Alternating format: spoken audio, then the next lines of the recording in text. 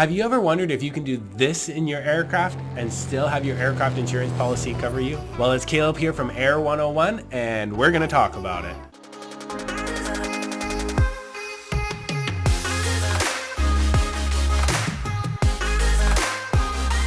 To answer that question, you need to first have an aircraft that is meant to do and legally can do aerobatics. If you have an aircraft that is not suited to do aerobatics and then one day you decide to do aerobatics, do you know what will happen? Your claim will most likely get denied.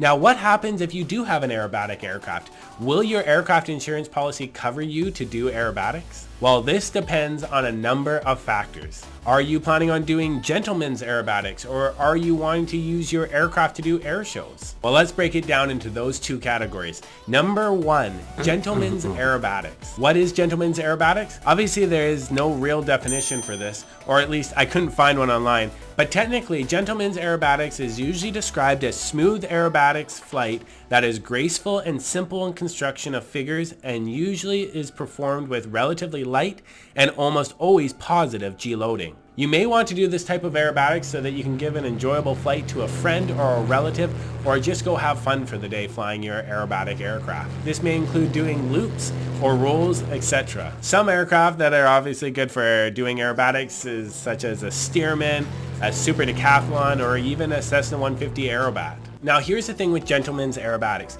Some insurance companies allow it in their insurance policy, and some insurance companies have exclusions for doing aerobatics. So here's what you need to do. You need to read your aircraft insurance policy and see if it's first covered before you start doing aerobatics with your aircraft. If it is automatically covered in your aircraft insurance policy, I still recommend that you contact your aviation insurance broker and get them to note this on file with your insurance company that you're going to be doing aerobatics, and make sure that the insurance company agrees to this. Now, if it isn't automatically covered in your aircraft insurance policy, I also recommend that you contact your aviation insurance broker, who will then contact the insurance company and ask them if they are willing to cover aerobatics on this policy, and if so, how much do they want to charge to have this coverage added, and if there's going to be any extra training required as well. If the insurance company is willing to add this coverage onto your policy, then you will want to make sure that you get an updated certificate of insurance that states something like this: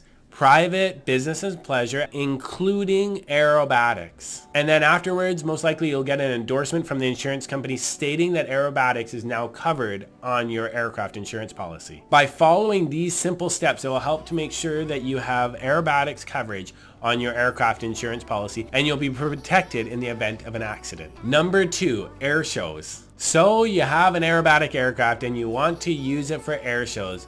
Well, this is what you need to know. If your policy automatically covers aerobatics, it does not necessarily mean that the policy will automatically cover you for doing air shows as well. Once again, contact your broker and ask them if air shows are covered under your aircraft insurance policy. If they are, once again, make sure that the insurance company notes their file that you're going to be doing air shows. Now, if they aren't covered under your aircraft insurance policy, your aviation insurance broker will ask questions such as: A, what is your aerobatic experience?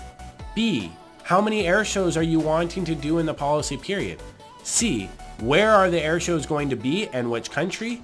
D, do you require higher liability limits for certain air shows? These questions are just to name a few to get you started. Now, if the insurance company is willing to add air shows onto your policy, they most likely will charge you an additional premium to have this coverage added. And then once again, you will want to get an updated certificate of insurance that will most likely state private, business, and pleasure, including air shows. Some insurance companies will either endorse this onto the policy or they will just note their file. This is how you most likely will have to get air shows added onto your policy. Here is the biggest thing that I recommend, whether you're doing gentlemen's aerobatics or you're wanting to do air shows with your aircraft. Have open communication with your aviation insurance broker and insurance company and let them know what you're planning on doing with your aircraft. By doing this, it will help protect you in the event of a loss to make sure that your claim will be covered. Also, I want to just give a big shout out to Geoff Latter from Geoff Latter Airshows for allowing me to use this amazing footage in my video today. Now, I hope that all of you enjoy the next 50 seconds of this video and see what Geoff Latter can do with a Nanchang CJ-6.